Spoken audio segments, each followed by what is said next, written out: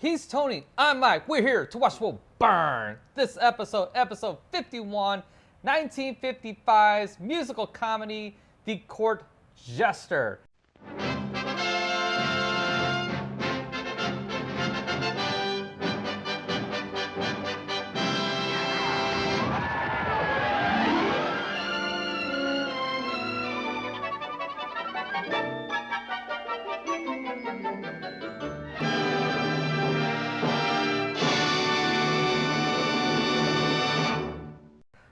This movie was written, produced, and directed by Melvin Frank and Norman Panama. I think it's how I pronounce that. Panama. Yeah, we'll go with that. Okay. So. For Paramount Pictures.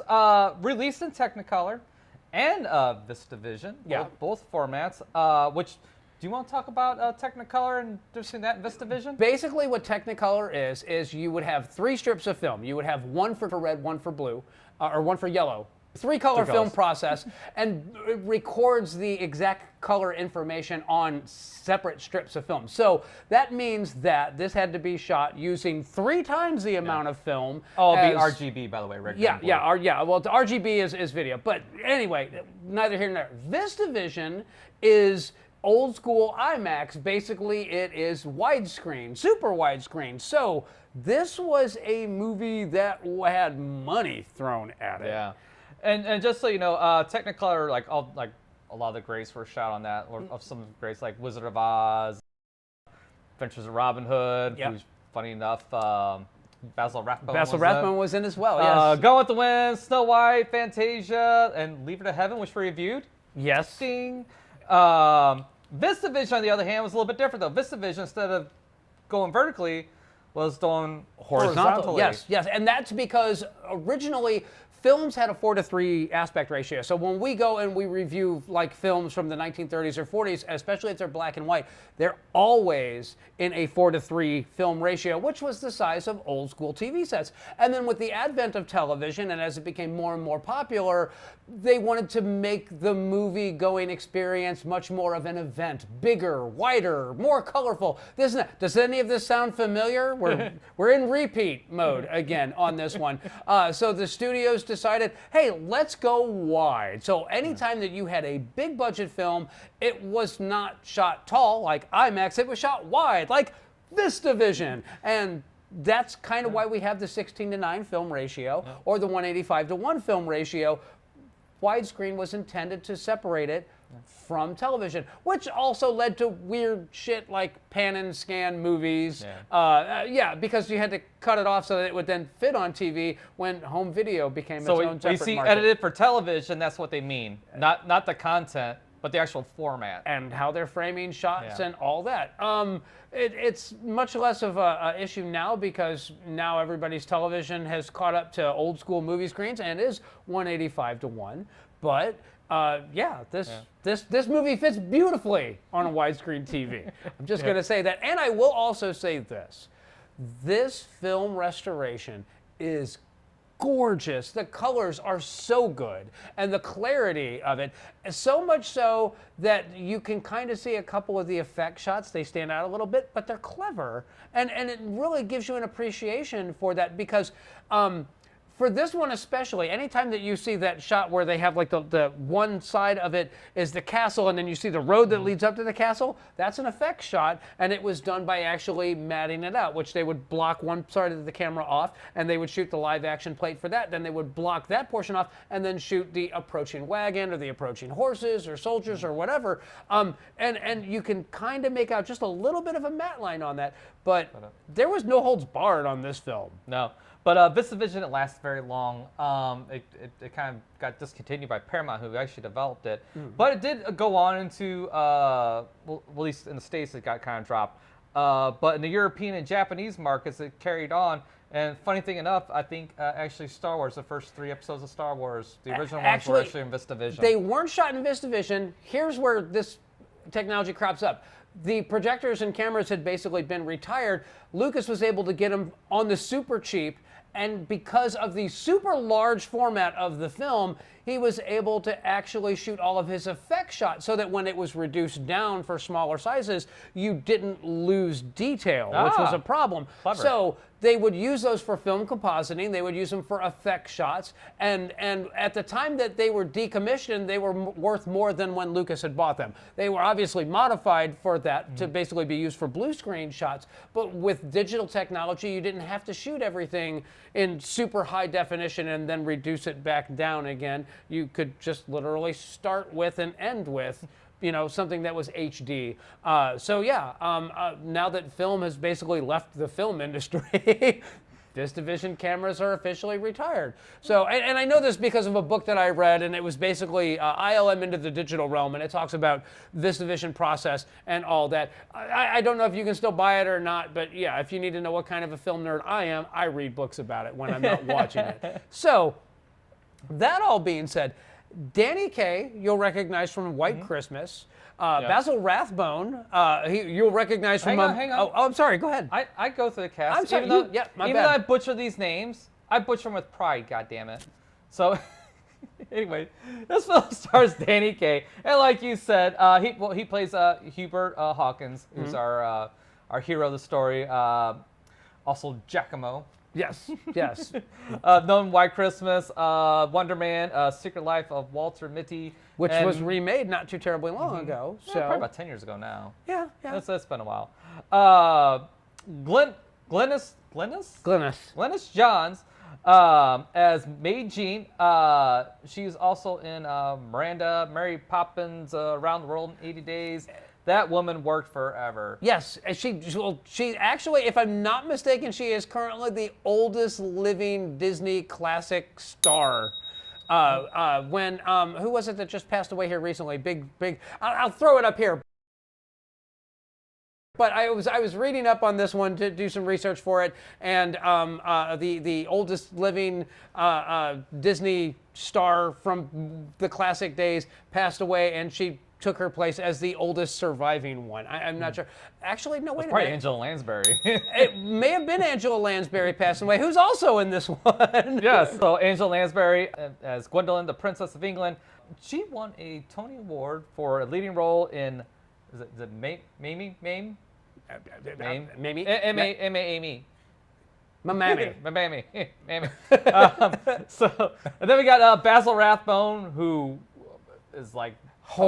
This man, prolific, doesn't even begin to cover. No. He's got like 100 Sherlock Holmes movies. It's not literally 100, but it's... 100 performances. He did, I think, 27 Sherlock Holmes films, and then he did lot. television and radio and this and that. And his career actually started in the silent film era. It's insane how much film this man is in. But he's in another swashbuckling classic, The Adventures of Robin Hood, the one with Errol Flynn, and also Captain Blood, which I very much... Have you seen Captain Blood? I have seen Captain Blood. Captain Blood is rock solid. Yes. I very much enjoy that movie. And then last but not least, there's more, but just the basic cast. Cecil Parker as Roderick, the phony king of England. He's another working actor. Yeah. Lady Vanishes, Swiss Family Robinson, and others. I was going to say, this movie, like, literally everyone in it was a star at the time. Everyone in it had, like, careers that were just insane and insanely long. And then on top of all that, Angela Lansbury went on to be Elvis's mother in Blue Hawaii, which we reviewed not too terribly long ago. About a year or so ago, 2 years ago. Everybody remembers her from Murder, She Wrote, but like back in the day, she was quite a fetching-looking woman. She was cute. She was cute. She wasn't hot. She wasn't Glynis Johns hot. No, but shit, who is? So a lot of actresses at that time were that hot. I mean, come on. Yeah, well, okay, you're not wrong. She's very classically. She is exactly the kind of pretty you think of when you think classic Hollywood. Yes. And she's someone that's been overshadowed, kind of forgotten about a bit, even despite the fact that she's had a career that lasted forever. It's kind of sad, actually, that she's not remembered in like the same breaths as like Elizabeth Taylor or Katharine Hepburn or you know, any of the classic film ladies. But then again, her movies weren't as, you know, as popular as those other movies. I can grant you that, but she does have an amazing film legacy. Yeah. But that all being said, the story of the film is very simply this, and Basil Rathbone actually took this role because it was kind of a parody of the big swashbuckling films that he was so famous for back in the day. So he was all on board for this one, and he chews up the scenery magnificently. Yes. You've arrived not a moment too soon. When do we start? Tonight. Good. I'd like to get in, get on with it, get it over with, and get out. Get it? Got it. Good. All of them do. Every one of these motherfuckers chews up the scenery so well. And, you know, Danny Kaye, White Christmas is never going anywhere. It's a holiday classic. But this is kind of the forgotten film for him. And I picked this film because it's such a damn charming movie. He's introduced, and you originally get the impression that he's the big hero, that he is the Black Fox. Yeah. Only the sharpest eye, the keenest nose, the quickest ear, and the fleetest toes can ever outfox the fox. They'll never outfox the fox. But it turns out, no, he's just having fun. He's entertaining the troops. The Black Fox is actually out, doing, the real, stealing from the rich and giving to the poor and all that sort of thing. Hawkins, come here.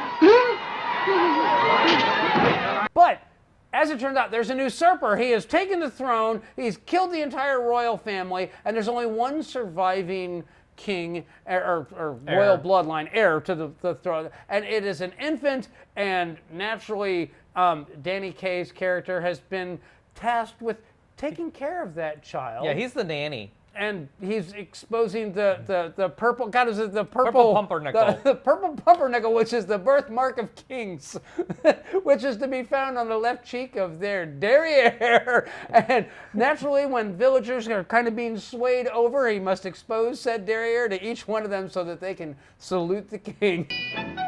Your Majesty.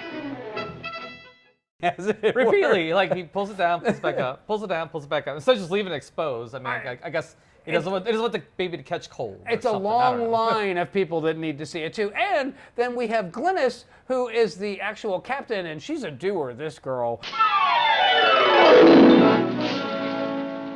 Sir? Well, Captain? The new recruits are arriving, sir. Good. Yes. She is straight up, she is all business, and they decide that they need to get the child out of the forest because the king has decided that he's going to basically try and wipe the scourge out that are making people question his throne and his legitimacy as the king.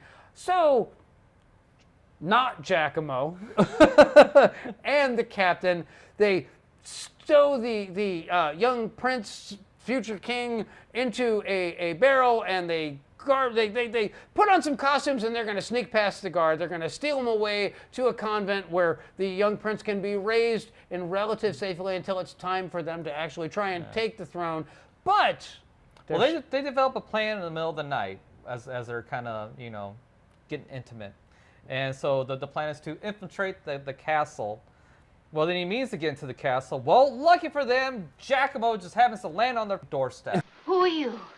A stranger in this land, young woman, but not for long. I'm Giacomo of the continent, the king's new jester. Funny thing is, not only is Giacomo supposed to be the king of jesters and the jester to kings, he is also an assassin. But they don't know that shit. But anyway, so they knock out Giacomo, and so Hawkins dresses as Giacomo and goes to the castle. yes. And so when you're there, you realize that Rathbone. Rathbone, thank you. What was it? Yeah, Basil Rathbone. Yeah. But his character is God damn it. He's in cahoots. He's attempting to coup. Ravenhurst. Yes. Ravenhurst. Yes. Thank you. Get it? Got it. Good. Ravenhurst has hired Giacomo to assassinate the king. Your Giacomo seems more the fool than the assassin. Or perchance a brilliant combination of both. And he's attempting a coup to take over the crown and marry the lovely Angela Lansbury, who will not be wed off to the big bad knight who has yet to swear allegiance to the king. So they're going to marry her off. You will marry Griswold upon the morrow, and I promise you, daughter or not, princess or not, one move One false move, and your neck will snap like a twig. But Angela Lansbury was nothing to do with that dude. She wants to marry somebody, you know, charming and dashing and all that shit. For love. She wants to marry for love. You know very well, Father, that when I marry only for love. I knew you'd say that. Right. She is not, she's a recently installed princess, so she's not all in on this whole, oh yeah, you're gonna, you know, barter me off for some land or an alliance of some sort. And then she just happens to have a lady in waiting who is a witch.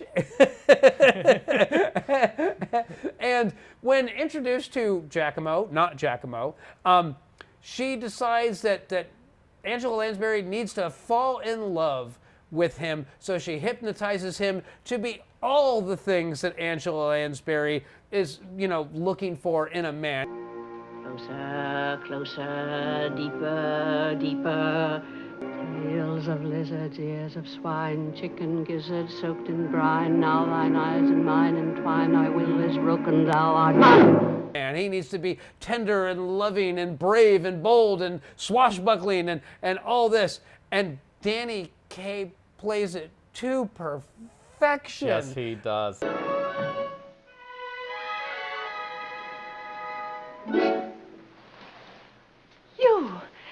You've come. At your service, milady. And he can be snapped into it or out of it with the snap, which is done to wonderful comedic effects. Yeah. There is some laugh out loud moments in that whole exchange. How deep? Well, this is a deep dive, so you're not going to cut me off. I keep waiting for you. As you yes, want. I keep You're waiting for editing this, baby. If you want to take this motherfucker to 2 hours, that's all on you. I keep waiting for you to jump in and be like, hey, that's not what we do here. Nope. That is what we do here. Yeah, that's what we do here. So anyway, Giacomo, Danny Kaye, Hawkins. It's Hawkins. He is looking for, he knows that there's somebody that's in cahoots with the Black Fox in the castle. They're waiting for a signal, and it turns out... It's a whistle. It's a whistle. Yes, it's a very specific whistle.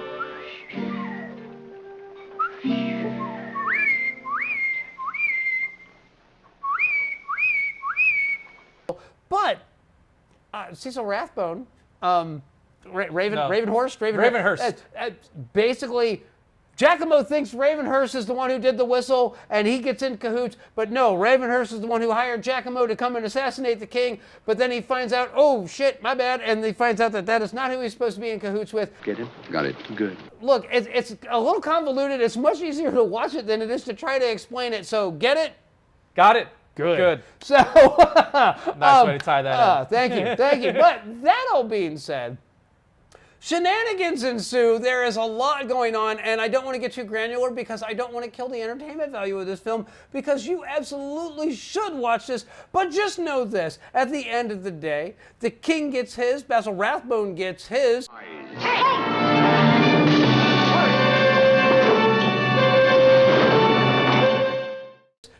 Giacomo gets his. Glynis gets hers. Everybody ends up happy in the end. A satisfyingly a very happy satisfying ending. Yeah.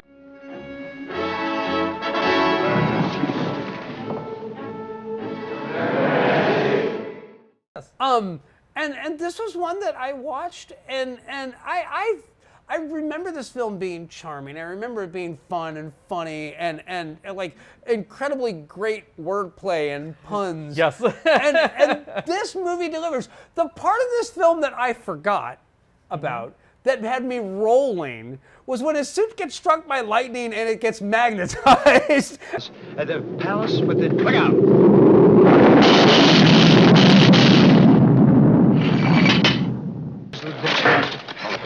The palace with the poison with the chalice has been shot. They will approach the royal pavilion. And he has to have the duel with the man that has challenged him for the hand of Angela Lansbury. And I was laughing so hard at that whole thing, because while all that is going on, you have the whole bit with the vessel with the pestle. Yes.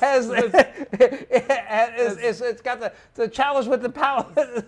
The clip will be right here. Don't you see? The pellet with the poison's in the vessel with the pestle. The chalice from the palace has the brew that is true. So easy, I can say it. Well, then you fight him. Right, so, but just remember that the brew that is true. The vessel with the pestle is a poison something, and the palace from the chalice is a brew that is true. Yeah. But it gets mixed up multiple times as they go along. The pellet with the poisons in the flagon with the dragon. The pestle with the pistol. The pistol with the vessel. No. Because eventually the palace of the chalice gets lost, and it's the vessel of the pestle is the brew that is true, and then the other one is the other one. Pellet with the poison is in the flagon with the chalice. Poisons in the dragon with the pestle. The chasel is in the poisely with the chalice with the flagon. I would love to that know. was hilarious. I would love to know how many takes it took for everybody to get their dialogue right for that one. Speaking of dialogue and stuff like that, those musical numbers, every one of them are executed to perfection. Every one of them. The beginning one where you see Hawkins play the fox. The fox, there's only one of me till suddenly there's two of me. When two is what you see of me, Gadzooks! Three of me, that's the proper score of me. Three of us is the core of me, and we can tell you, whoops, sorry, four of me. That is so well done. That's so fun. And all his, like every one of those songs has just shit ton of words in them. I mean, there's a lot of stuff that he is singing. Like, and it's excellent. It's music that is well executed, but then there's all this exposition that is handled perfectly. And so they explain all this shit without having to have a scene that would be a slog to get through in these great musical numbers. And they're acrobatic, they're surprising, they're delightful. But like I love the scene where the guards in the king's courtyard are like moving about and doing their marching scene.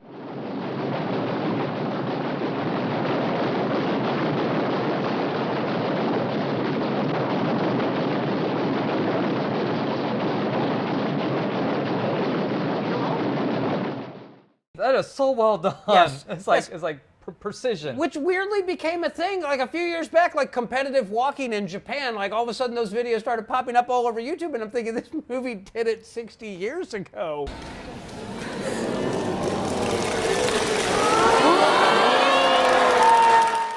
Oh, longer than that. Well, see, 55? 55, yeah. Well, it's more than that. That's like 70 years ago. All right, well, 60 something. Either way, yeah. Long time ago. But there's so much good going on in this. Had you ever seen this before? Yeah. I actually watched this a year ago.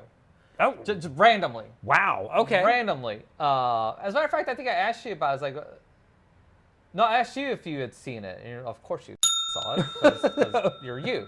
But no, I is when I was trying to dive a little deeper, trying to expand my horizons without your assistance on some stuff, and I saw this on there. I was like, yeah, why not? We'll give it a go, and I was pleasantly surprised.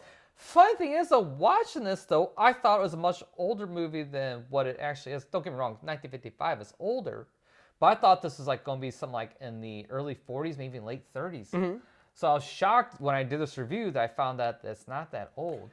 And it's kind of, and what I also read too, that it was a flop because it was a $4 million movie. It only brought in $2.2 million. It's like, well, why does this suck? Well, number one, it's 1955. These types of movies, these swashbuckling movies, I'm sure were well out of favor by then. Yeah.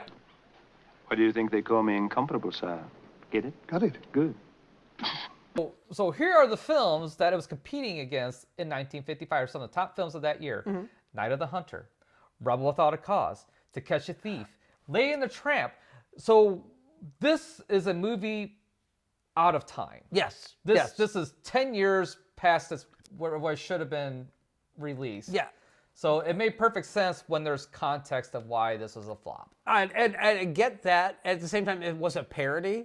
And while Danny Kaye was huge, I was kind of surprised to find out he only did 17 films. Oh, really? I didn't realize that he had done that much. He did a lot more work on Broadway than he did. That was kind of his true love. And it's also the reason why he has such a physicality to him. and that he could do the dance numbers and the sword fighting and this and that, and then also do like all this really great character work and literally visually switch from being one type of character to another type of character at the snap of your fingers. Yeah. Not to drive that pun home too hard. Yeah, that type of acting is like just lost. It's just lost. Very rarely do you see somebody that can be themselves, but yet be multiple different versions of themselves in the same film and do it seamlessly. Yeah. Well, my dear Ravenhurst, our little game draws to an end. I have toyed with you long enough. You shall die. And die like that. But seeing as we're doing a deep dive on this one, Danny Kaye passed away in 1983, I believe it was, and it was due to complications. He had a bypass surgery, and he was given tainted blood, and he contracted hepatitis C. Aww. Yeah. I really don't think so. I think the reason why it failed is because it was going up against, it was just, again, like I said, it's 10 years too late. Yeah, and I mean, it's gonna be hard to compete with those types of films. I mean, we're talking about transition in film style coming about, and I didn't realize that it was actually happened that soon. Yeah.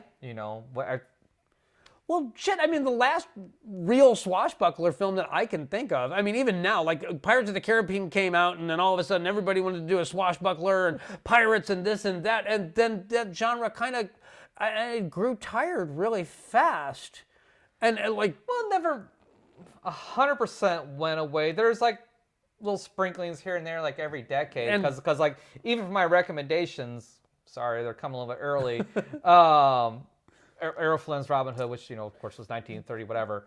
The Mask of Zorro, the one with Antonio Banderas, 1998. Yeah. And then just not too long after that, there's 2002's Count of Monte Cristo. Yeah. Which is a brilliant film. I love that movie. I like the movie. I love the book. We're getting there's a company right now, a French film company. They just are doing The Three Musketeers, and they're sticking to the source material. They're not adapting it or doing anything weird to it. They're telling the story as it was intended to. Part one of it came out in April in France and the UK. Part two of it's supposed to be coming out in December.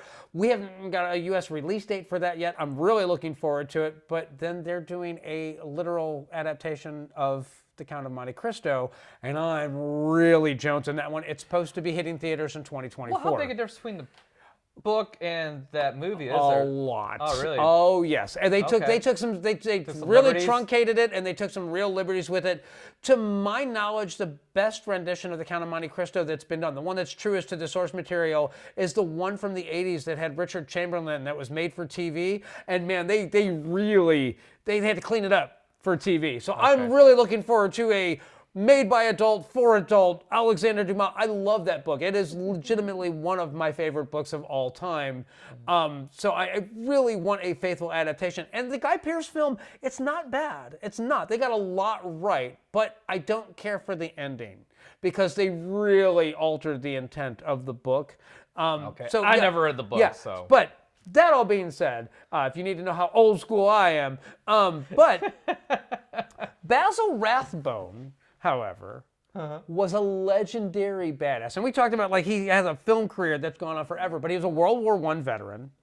His brother was killed in World War I, and he decided that he wanted to actually go out and do patrols for the enemy during daylight hours.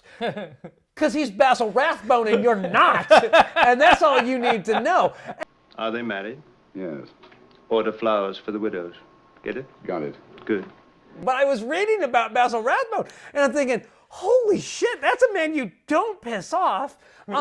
His sword work in this is spectacular. He was classically trained. When he got out of the military after that, he joined a Royal Shakespeare Theatre Company and thought he'd give this whole acting thing a try. And like I said, he started with silent films and went all the way up to the talkies, all the way up to color, all the way up to VistaVision.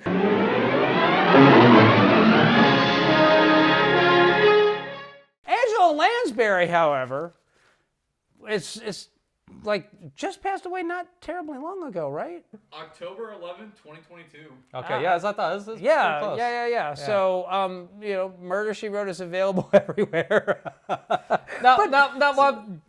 To me, she wasn't that fetching. She is a hell of an actress. Yes. No doubt about it. No doubt about And a workhorse. I mean, Oh, holy absolutely. shit, Murder, She Wrote went on for how many seasons? Many. I mean, she survived. She outlived Elvis. I mean, shit, you name it. You'd be hard pressed to find a co-star that Angela Lansbury hasn't outlived. Don't. So you watched this. I watched this a year ago. Very much enjoyed it. So I was happy to watch it again, and it lived up to what I remember it being. Is every bit as funny, every bit as charming, and every bit as well executed as I remember it being. I would happily watch it again at any time. It's just fun. Is it dated? Yeah, absolutely. Yeah. But you know what? So what? I mean, for me, it's like right up there with Robin Hood. Yeah, like, it's classic charming. Robin Hood. Yeah, it's charming in a inoffensive way. Yeah. There's definitely some data stuff, but at the same time, you also have the second in command to the Black Fox is a woman. Well, and Danny Kaye is the one that they hand the child out to. Yeah. So it's not as dated as all that. It does have some not the subject matter, just the style of the film. Yeah. Yes, thank you. And that.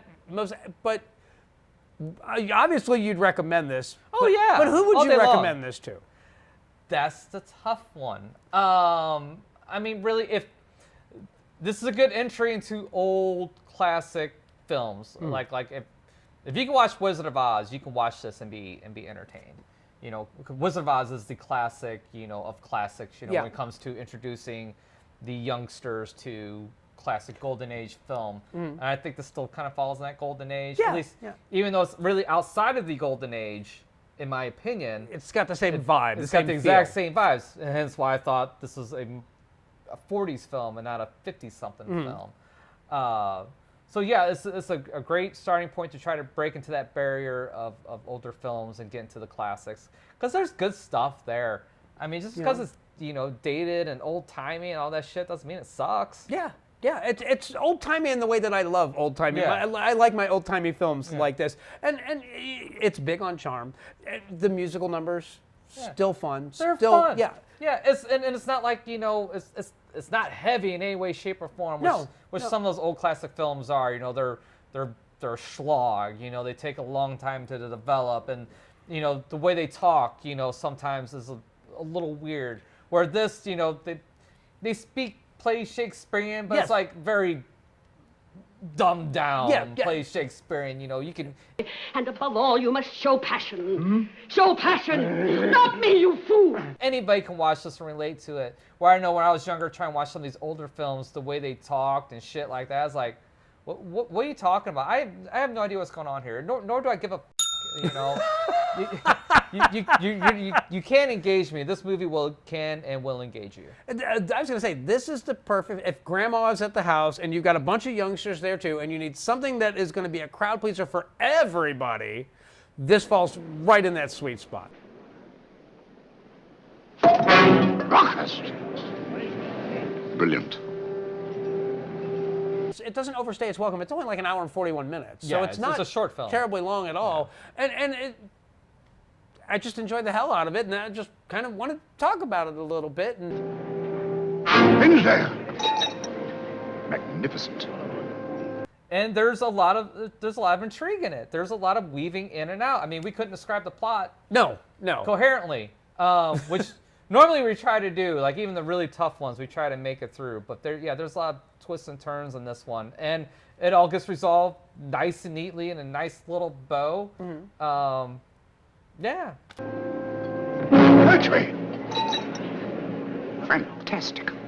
Parker's Vincent. So I named off some swashbuckling movies. Is there anything you want to add to that list? Oh, well, you've got. If you haven't watched Errol Flynn's Robin Hood, you are missing out on the greatest Robin Hood film that has been made, and they keep trying to do a better version, and no one has been able to. And do you know why? Because Errol Flynn kicks ass in that movie, and Basil Rathbone's in it as well. Absolutely. Blackbeard. did you I said Captain Blood. Captain Blood is absolutely on there. The Seahawk, I think, is actually. Oh yeah. That's yes. a great one too. Yes. But I'm also going to throw this one. We reviewed Forever Amber a very long time ago, and it's a very serious, very adult film, and I'm going to say that it has swashbuckling elements, and it's a timepiece, and I love that movie, and I'll take any opportunity to recommend it, so I'm recommending it right here, right now. We reviewed it. way back when the channel first started, we reviewed it. So I love that movie, and I think everybody should. Old-timey Tony watched. Way back before VistaVision watched the world burn. When there was still a pandemic.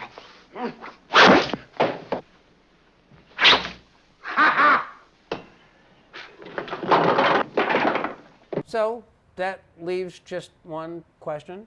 Mike, what are we watching next? We're going very cult classic, 1977, John Landis, glorious spoof. Nobody talks about this movie, the Kentucky Fried Movie. I invite every man, woman, and child to share with me the joy and warmth of the Kentucky Fried Movie. So expect to keep the beep button fired up for that one, and it won't just be us. Beeps and black bars. And just so you guys know, tell them about some of the things that we discussed change-wise for the channel. Okay, so we'll be dialing back the long format movies, the Watch the World Burns, but we're also going to be kind of extending them out a little bit. So instead of being this kind of 30-something minute format, we're going to be more of a special. So probably going out to maybe closer to an hour. Try to get a little more detail and stuff. You know, we'll talk about more of the actors, more of the directors and the productions and stuff like that. Like if you saw us when we first started, our initial Watch the World Burns were very lengthy. Yeah. They're about an hour long, so I kind of want to get back to that that style. And the Action Bowl Season 2 is going to be coming up here very, very shortly, so stay tuned for that. You'll get to see us in ties. So, and then in a couple months, we'll have our Rocktober month of horror. Yep. And that is part of the reason why we are cutting back on the Watch the World Burns. It's not that we don't love doing them. It's that we have a lot of stuff that's coming up in the next few months. So between the horror films and the Action Bowl, which means 2 episodes a week, which means we don't get to do 1 episode and take a week off. That means he's doing an episode a week. I'm doing an episode a week. It's going to stack up really, really fast. And rather than, pile on with, hey, and why don't we just keep doing these long format videos, we've decided to pare that one back just a little bit. It keeps them special. And these are the movies that we really want to talk about, and not just talk about the film itself, but also everything that goes on with the film. So that's what we got. And anyway, anything else? Anything? Nope. No? I threw the horns up. We love it. I did it again. Thank you all for subscribing. We will catch you next time.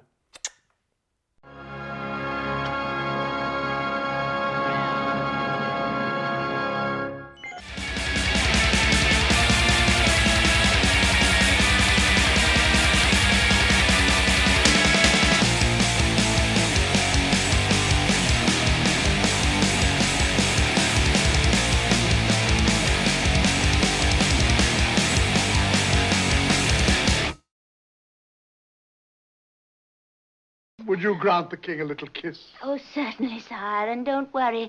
They say it isn't catching. Oh, you are a little